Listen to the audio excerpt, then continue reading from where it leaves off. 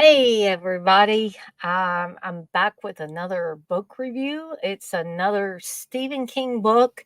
Um, and the reason why I'm doing another Stephen King book this time around is because I was talking to Jay about Stephen King books, and he was talking about both Pet Cemetery and Misery. And I'm eventually going to do one for Pet Cemetery as well. But as Jay and I were talking about Misery, um, I realized just how incredible this book is. Now, I know people are probably going to continue to say, Dana, you're just biased. You love everything Stephen King's ever written. Well, pretty much. Sorry, got to take the hat off. Something fell again. Um, I guess I am to some extent, but you ask anybody that reads these types of books, um, if Stephen King is not just a competent writer.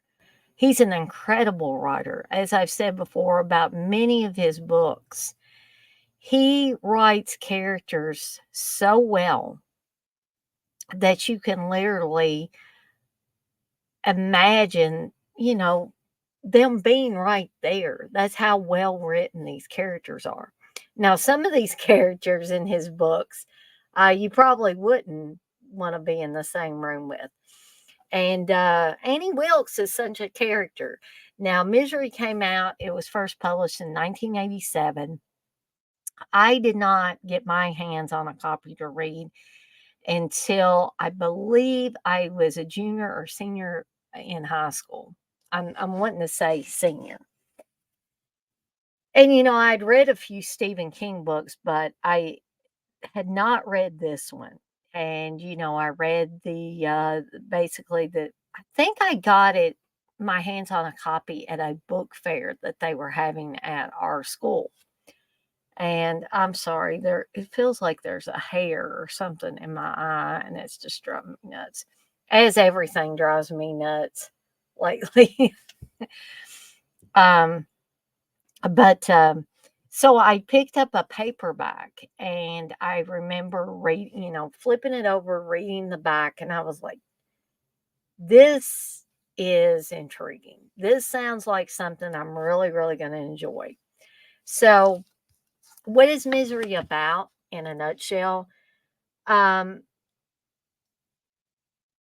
So the intro to the plot of this says Stephen King is arguably the most popular novelist in the history of American fiction.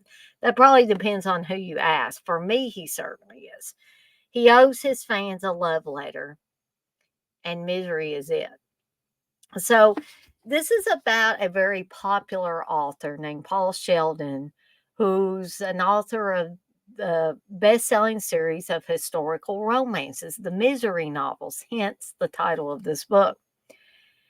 So he finds himself in an accident um, during a snowstorm, and we know if we read the dust jacket or the plot of the book, we know that Paul does not die. I mean that is obvious. So he wakes up in a secluded farmhouse owned by Annie Wilkes, an ex-nurse. And at first he has no reason to fear Annie. She seems like she's, really cares about him. He finds out she's really into his books, that she really respects him as a writer of these types of books. But we know from scenes earlier that he was trying to, or flashbacks, or whatever you want to call them, that he was trying to get out of the Misery business. He did not think that the Misery books were serious uh, books. He thought they were fluff, basically. But to Annie, they're life. Okay. And, we've had things, normal people have things that become very important to them, but not on the scale that Annie does, because Annie is crazy. you know, she's batshit crazy, which soon becomes abundantly clear.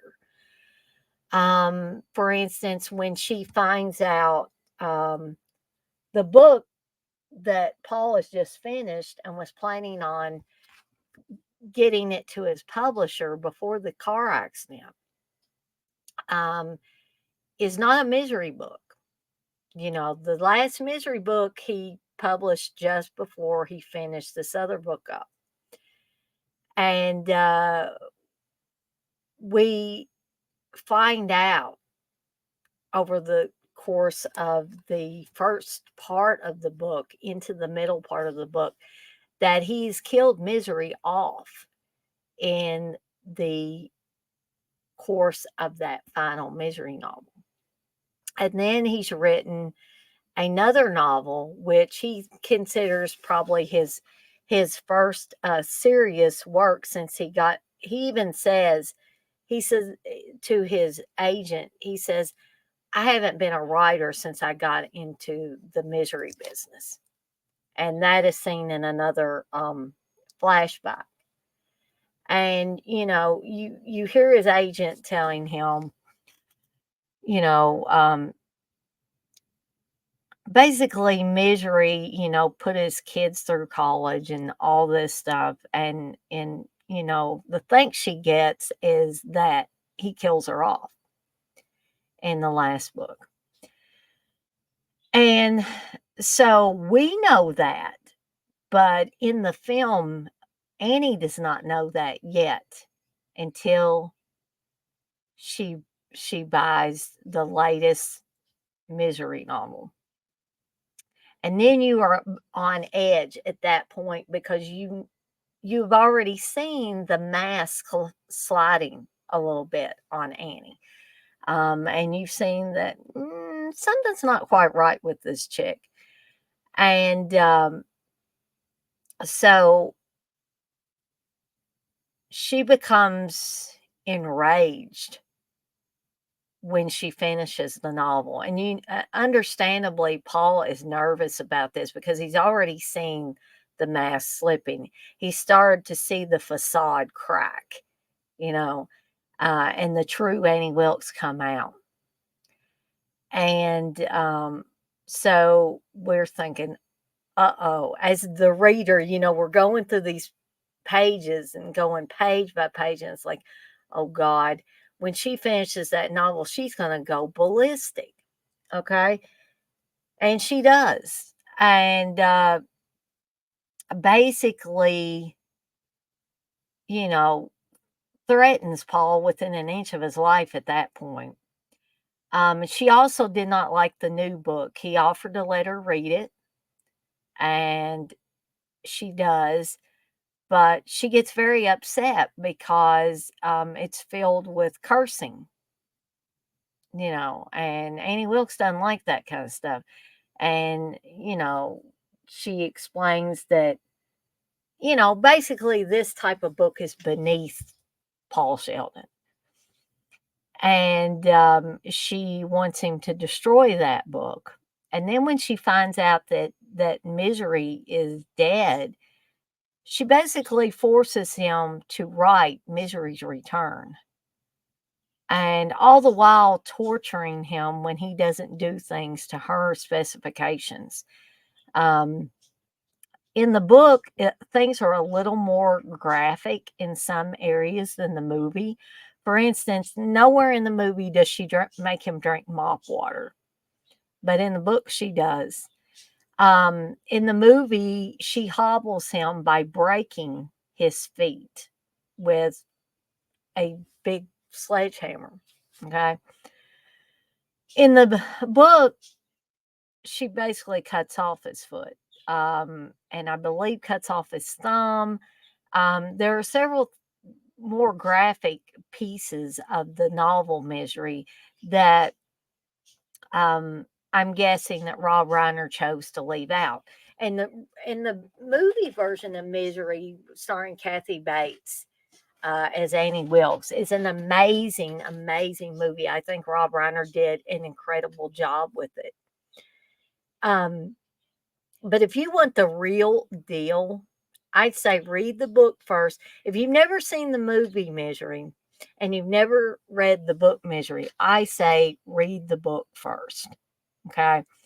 And then check out the movie. Now, I know that not everyone is a reader. Some people would much rather enjoy the cinematic version of their favorite, not of their favorite. If they're not readers, they don't probably don't have favorite novels.